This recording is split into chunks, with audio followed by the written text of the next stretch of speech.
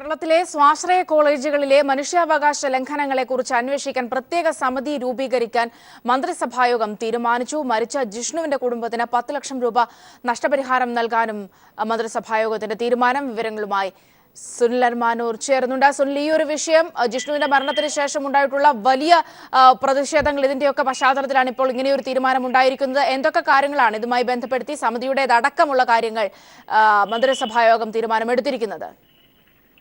സൗമ്യ, നെഹ്റു കോളേജിലെ ജിഷ്ണുവിന്റെ ആത്മഹത്യയുമായി ബന്ധപ്പെട്ട് ഉള്ള കാര്യമാണ് ഇന്ന് മന്ത്രിസഭ ആദ്യ അജണ്ടയായി ചർച്ച ചെയ്തത്. ഈ ഒരു വിഷയം വലിയ ഗുരുതരമായ രീതിയിൽ തന്നെ വരികയും നിരവധി വിദ്യാർത്ഥിനികൾ ആ കോളേജിൽ പീഡനം അനുഭവിക്കുന്നു എന്നുള്ള തരത്തിൽ നമ്മളടക്കം മാധ്യമങ്ങളാണ് ഈ വാർത്ത പുറത്തുവിടുകയും അത് പുറം ലോകത്തെ അറിയിക്കുകയും ചെയ്തത്. ഇതിന്റെയൊക്കെ ഒരു പശ്ചാത്തലം തന്നെ ഇത് വലിയ വിവാദമായിരിക്കുന്ന പശ്ചാത്തലം ആണ് ഇന്നത്തെ മന്ത്രിസഭാ യോഗത്തിൽ ഈ വിഷയം ചർച്ചയ്ക്ക് പാത്രമായത്. ഇതിന്റെ അടിസ്ഥാനത്തിൽ സംസ്ഥാനത്തെ സ്വാശ്രയ കോളേജുകളിലെ പ്രവർത്തനം, അതുപോലെ ഇത്തരം കോളേജുകൾക്ക് എതിരെ ഉയർന്നിരിക്കുന്ന പരാതികൾ, ആക്ഷേപങ്ങൾ, ഇത് സംബന്ധിച്ച കാര്യങ്ങൾ വ്യക്തമായി പരിശോധിക്കാൻ വേണ്ടിയിട്ടാണ് ഒരു പ്രത്യേക സമിതിയെ രൂപീകരിക്കാനായി ഇപ്പോൾ മന്ത്രിസഭായോഗം തീരുമാനിച്ചത്. ഈ സമിതിയുടെ രൂപീകരിക്കാനുള്ള ചുമതല വിദ്യാഭ്യാസ മന്ത്രിക്കാണ് നൽകിയിരിക്കുന്നത്. വിവിധ വകുപ്പുകളെ ഏകോപിപ്പിച്ചുകൊണ്ടുള്ള ഒരു സമിതിയായിരിക്കും രൂപീകരിക്കുക. അതോടൊപ്പം തന്നെ പാമ്പാടി നെഹ്റു കോളേജിലെ ആത്മഹത്യ ചെയ്ത ജിഷ്ണുവിന്റെ കുടുംബത്തിന് 10 ലക്ഷം രൂപ സഹായധനം നൽകാനും ഇന്നത്തെ മന്ത്രിസഭായോഗം തീരുമാനിച്ചിരിക്കുകയാണ്. സ്വാശ്രയ കോളേജുകളുടെ വിഷയങ്ങൾ വളരെ ഗൗരവമായി തന്നെയാണ് ഇന്നത്തെ മന്ത്രിസഭാ യോഗം ചർച്ചയ്ക്ക് വിധേയമാക്കിയത്.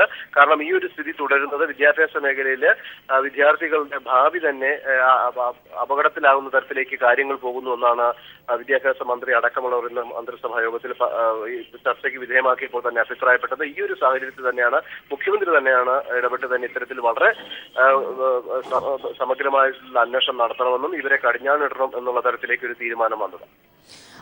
ഒരുപക്ഷെ സുനിൽ, ഈ ഒരു വിഷയത്തിൽ വ്യാപകമായി ഇത്തരത്തിൽ പ്രശ്നങ്ങൾ നടക്കുന്നത് കഴിഞ്ഞ ദിവസം പീപ്പിൾ ടിവി ഇന്നും തുടർച്ചയായി തന്നെ ഇത്തരം വാർത്തകൾ നമ്മൾ നൽകുകയുണ്ടായി.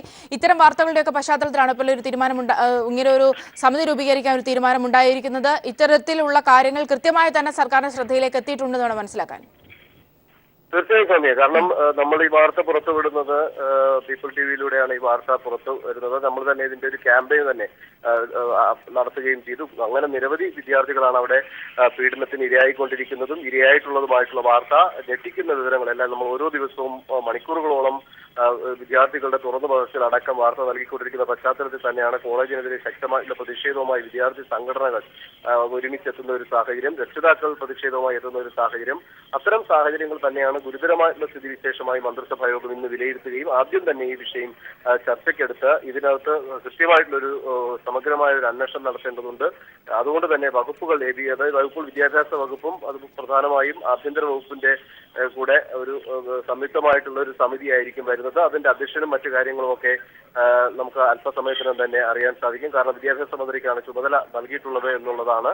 ഈ വിഷയത്തിൽ മുഖ്യമന്ത്രി തന്നെയാണ് ഇത്തരത്തിലൊരു തീരുമാനം മന്ത്രിസഭയിൽ ഇങ്ങനെ ഒരു അന്വേഷണം, പ്രത്യേക സമിതിയുടെ ആവശ്യകത അതിനെക്കുറിച്ച് തന്നെ പറഞ്ഞത്. അത് വളരെ പെട്ടെന്ന് തന്നെ നടത്തി എല്ലാ കോളേജുകളും ഇത്തരത്തിൽ പരിശോധനയ്ക്ക് വിധേയമാക്കണമെന്നും അത് തെളിവെടുപ്പിലൂടെ തന്നെ പോലീസിന്റെ സഹായത്തോടു കൂടി തന്നെ തെളിവെടുപ്പ് നടത്തി തന്നെ ഇത്തരം കാര്യങ്ങൾ ഈ സമിതി അത് കണ്ടെത്തണം എന്നുള്ളത് ഒരു നിർദ്ദേശമാണ് നൽകിയിരിക്കുന്നത്. സുനിൽ അർമാനൂരാണ് വിവരങ്ങൾ നൽകിയത്. എന്നാലും ഒരു സമിതി രൂപീകരിക്കാൻ, അതായത് സ്വാശ്രയ കോളേജുകളിൽ, കേരളത്തിലുടനീളമുള്ള സ്വാശ്രയ കോളേജുകളിൽ നടക്കുന്ന മനുഷ്യാവകാശ ലംഘനങ്ങൾ നിരീക്ഷിക്കാനും അതേക്കുറിച്ച് പഠിക്കാനും മനസ്സിലാക്കാനും ഒക്കെയായി സമിതിയെ രൂപീകരിക്കാൻ മന്ത്രിസഭായോഗം തീരുമാനിച്ചിരിക്കുന്നു. പീപ്പിൾ ടിവി അടക്കമുള്ള മാധ്യമങ്ങൾ ജിഷ്ണുവിന്റെ മരണം, അതിനെ തുടർന്നുള്ള സംഭവവികാസങ്ങൾ, വിവിധ കോളേജുകൾ കേന്ദ്രീകരിച്ചുള്ള ഇത്തരം പ്രശ്നങ്ങളൊക്കെ റിപ്പോർട്ട് ചെയ്തൊരു പശ്ചാത്തലത്തിലാണ് ഇങ്ങനെ ഒരു തീരുമാനം വന്നിരിക്കുന്നത്.